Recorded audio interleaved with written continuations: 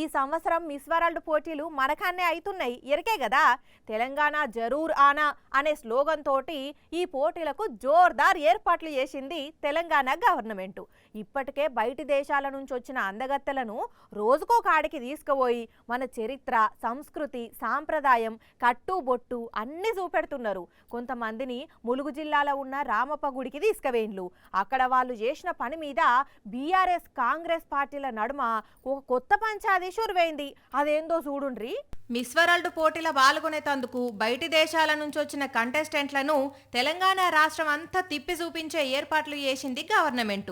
ఈ ప్రోగ్రాంల భాగంగానే కొంతమందిని 2 గ్రూపులు చేసి ఏసీ బస్సులు ఎక్కించి కిలా వరంగల్, వేయి స్తంభాల గుడి, రామప్ప టెంపుల్కు వంచబోయిండ్లు.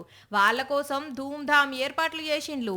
డాన్స్ ప్రోగ్రాంలు, ఫోటోషూట్లు, రెడ్ కార్పెట్ మీద క్యాట్ వాకులు, మామూలు హంగామా కాదు. యునెస్కో వారసత్వ సంపదగా పేరు పోయిన రామప్ప గుడికి కూడా వాళ్ళను తీసుకుపోయిండ్లు.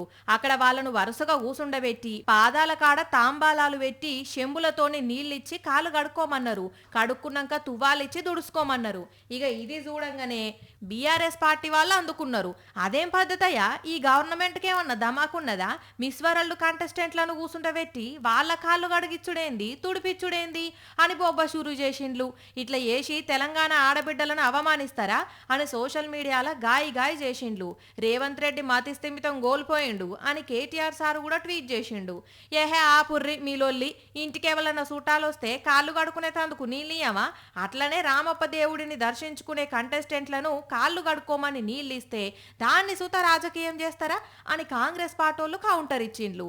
ఇప్పుడు ఈ ముచ్చట మీదనే 2 పార్టీలోళ్ళు కౌంటర్లు వేసుకుంటున్నారు.